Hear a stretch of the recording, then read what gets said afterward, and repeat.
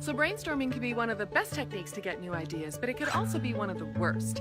This week I'm at Mind Camp, which is a creativity camp for about 200 adults in Northern Ontario. There's people here from all over the world.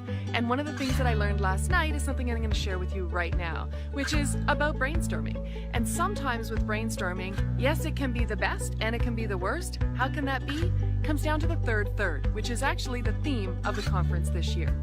So with the third of brainstorming, you know how when you run the tap water and you let it run for a few seconds before you get that nice, cool, clean water?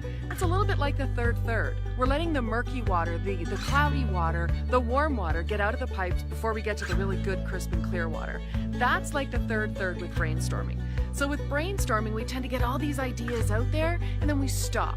And when you look at brainstorming, if you split it into thirds, let's say you're looking at 100 ideas, the first 33 of those ideas are likely going to be like that murky, cloudy water. They're going to be things that we've heard of or done before or seen before, not really revolutionary, the ones that roll off the tip of the tongue easily.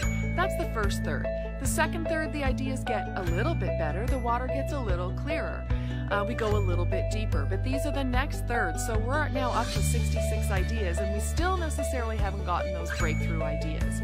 The really breakthrough ideas usually come in the 67 to 100 ideas, or the third. When we've reached that wall and think we can't go any further, that's the sweet spot. That's when you have to start making really cool connections. You have to start looking at things in a different way. You have to start seeing how one thing relates to another differently. And you get those really unconventional, the crazy, the zany, the unheard of, unimaginable ideas. It's the third. But what happens when we're brainstorming is that we stop when the ideas stop. And so we say the session's over and we wonder why we didn't really get anything revolutionary out of that session. So go to the third.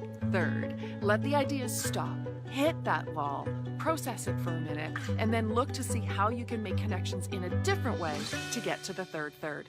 Happy Friday. See you next week.